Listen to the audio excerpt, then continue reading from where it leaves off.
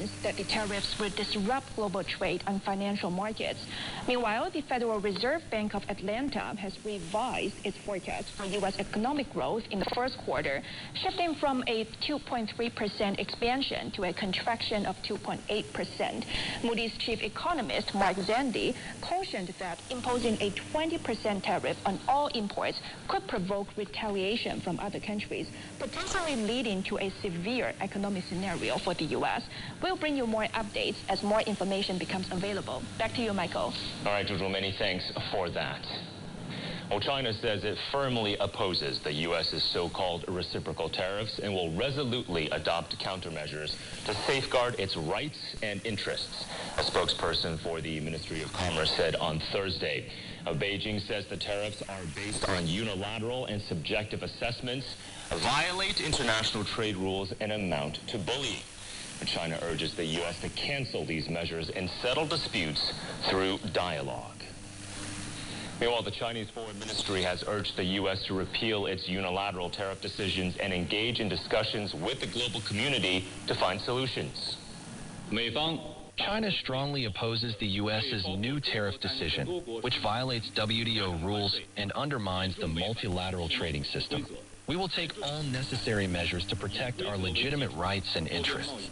China emphasizes that trade wars benefit no one and protectionism offers no solution. We urge the U.S. to rectify its actions and return to negotiations, working with the international community to resolve disputes based on principles of equality, respect, and reciprocity. So as our Zhuzhu was reporting just now, Washington has announced additional tariffs of 24% on Japan and 25% on South Korea as part of President Trump's so-called Liberation Day trade strategy. In response, South Korea's acting President Han Duck-seo has ordered emergency support for measures for the country's businesses affected by the tariffs. Meanwhile, Japan is preparing to negotiate with Washington to reduce the economic burden. Our correspondents Terence Terashima in Tokyo and Jack Barton in Seoul have more on the reactions from both nations. Japanese Trade Minister Yoji Muto held a press conference this morning, said that the government have to assess how much damage this tariff will impact the auto tariff and this 24% tariff. And also Trump said there may be additional tariff as well. And the government is trying to assess what that means and the impact to the Japanese industries and economy. He said the Japanese government have not considered retaliatory actions as yet until they can calculate the actual damage to the economy, and they will keep negotiating with the U.S. government to exempt Japan from some of the tariff or negotiate. Japanese Prime Minister Shigeru Ishiba said on Tuesday that the government will take measures if needed to cushion the blows of the job market. A lot of alarm here in South Korea. Very similar situation to what Terry was describing about Japan there, with the markets dropping in the morning, the government talking about the potential harm. That committee that Han Duck-seo oversaw, they are now talking about emergency measures for companies, so some sort of financial support to get them through this situation. So, of course, we already know there's going to be a big hit on the auto sector here and on parts combined. They represent more than $44 billion in exports a year, so around 2% of South Korea's GDP. South Korea is the third largest exporter of automobiles to the United States after Japan and Mexico. So there's a lot of confusion about how to go forward at the moment, especially because 25% tariffs now apply to all goods. And on top of all of this, we have the political paralysis. The impeachment ruling will come this Friday. So a big political, an economic blow, and it'll be months before we really have any sort of stability in the political process here, so that the government can really come up with some forward-looking plan to try and deal with this. Meanwhile, complying goods under the U.S.-Mexico-Canada trade agreement are exempt from Trump's new tariffs, but autos, steel, and aluminum do remain subject to separate tariffs. The 25% auto tariffs are now in effect. Canadian Prime Minister Mark Carney has urged decisive, forceful action to counter the auto tariffs and support affected workers. Dan Williams has more from Canada's auto hub, Windsor, Ontario.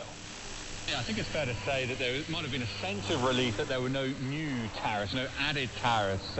Canada wasn't on that list, that board that US President Donald Trump held up. But of course, even though the status quo remains, the status quo for Canada is a very difficult one. Mark Carney, the Canadian Prime Minister, today telling reporters we will fight these tariffs with countermeasures. He's saying they will also act with purpose and will protect workers' jobs. Just across the water behind me is Detroit. That's the home of the big three, Ford, Stellantis, and General Motors. Now, what this all means is that over the course of decades, the auto trade, the auto industry has really grown up. It's very much interlinked between the province of Ontario and the state of Michigan. And these auto parts that cross over the bridge just that's to the right of me here multiple times, also to Mexico as well, but multiple times between Canada and the US. And these supply chains, they're very much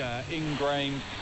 They've taken, as I say, years to build up. Now, there are some people here, the likes of Flavio Volpe, who's Canada's Automotive Parts and Manufacturers Association CEO. He says that there will be closures. Factories will close down within a short space of time on both sides of the borders. This will impact both the US and Canada. Here in Canada, in Ontario, there's a lot of fear and there's a lot of uncertainty now following this latest round of tariffs. Even though Canada wasn't impacted directly on this latest round of retaliatory tariffs from the US, given all the tariffs that have been already kind of imposed already, there's a lot of companies here very worried indeed. And U.S. business groups have voiced concerns about the impact of Trump's sweeping tariffs on imports. The U.S. National Association of Manufacturers warned that the stakes for manufacturers could not be higher under the new tariffs. Neil Bradley, Executive Vice President at the U.S. Chamber of Commerce, said higher prices on imported goods will hit average American consumers. The same concerns are shared by the U.S. National Restaurant Association, which predicted difficult times ahead for the catering business across the country. And according to Gary Shapiro, CEO of the U.S. Consumer Technology Association, the new tariffs put the possibility of a U.S. recession back on the table as they rattle the job market while fueling inflation. Well, residents in New York and Washington, D.C. have expressed concerns about rising prices and potential shortages of imported goods due to these newly imposed tariffs.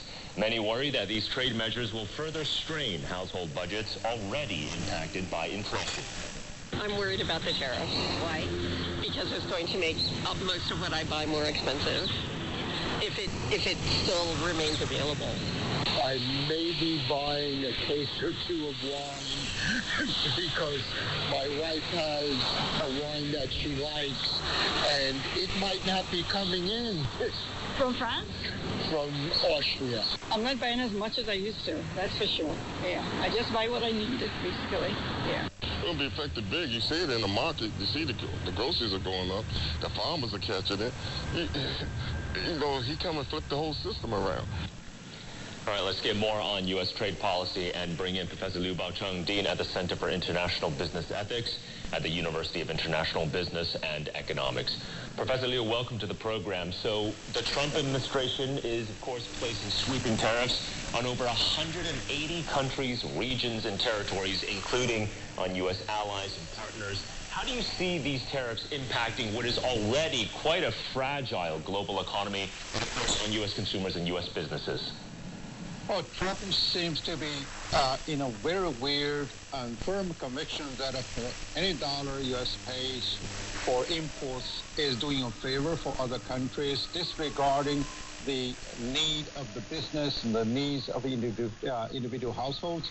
So, therefore, such a sweeping tariff definitely is going to disrupt the global supply chain and exacerbate the fragility of the global economic recovery after the COVID.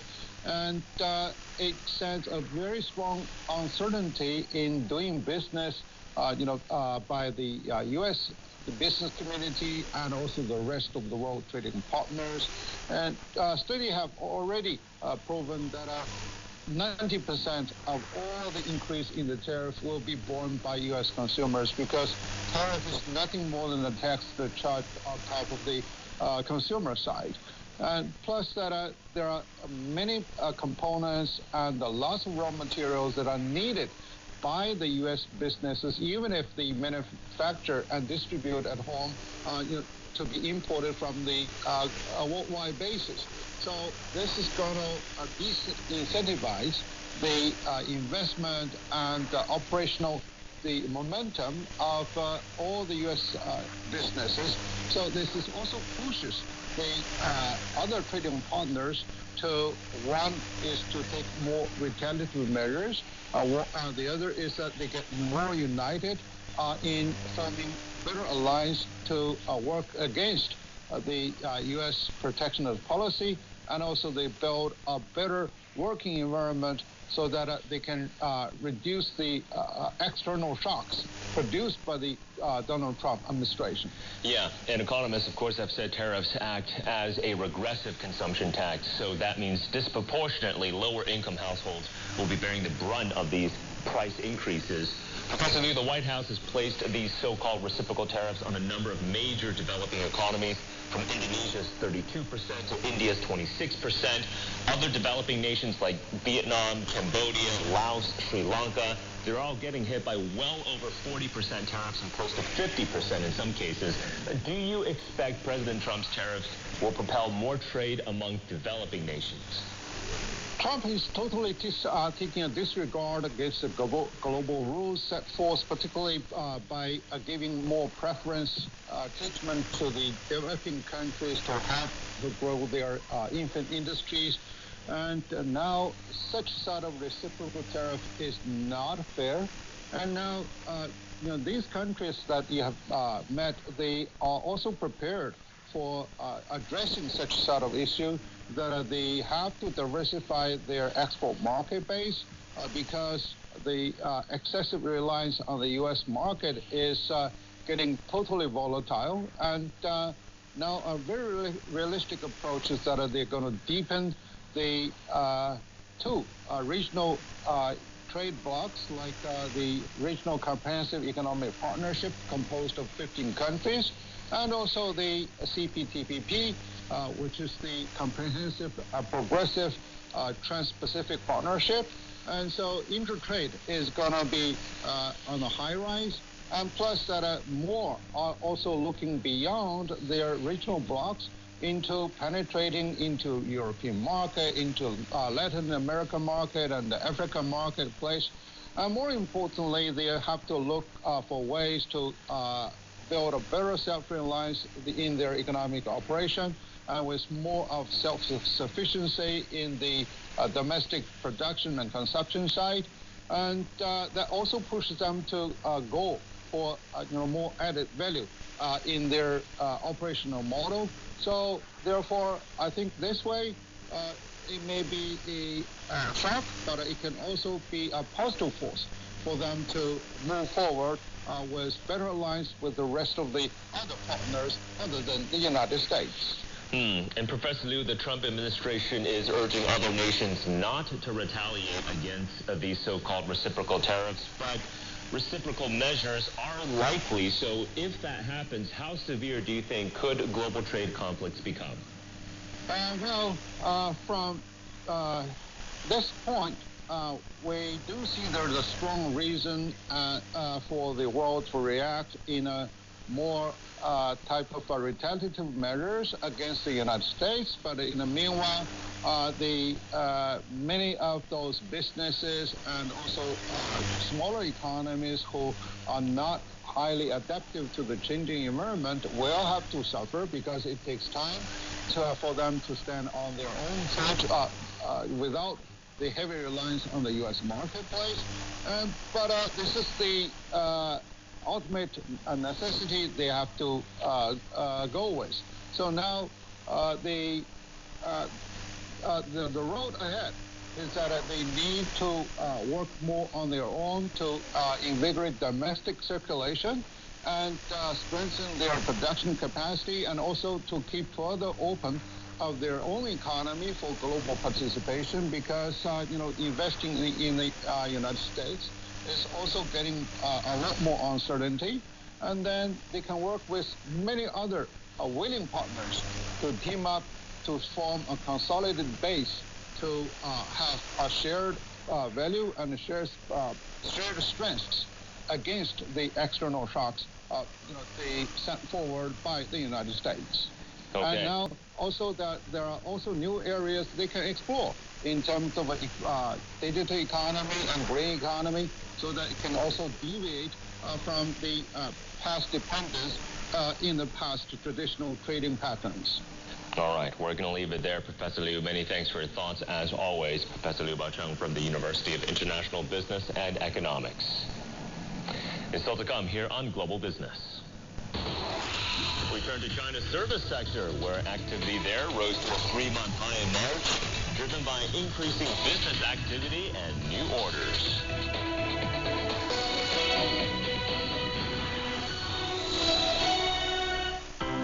How do we make sense of China's economy? We examine how manufacturing is transforming into a high-quality powerhouse. We assess the progress in green development and rural revitalization. And we track how China's trade continues to connect with the world. China Eco Frontiers, your guide at the front line of China's economic landscape. Only on CGTN.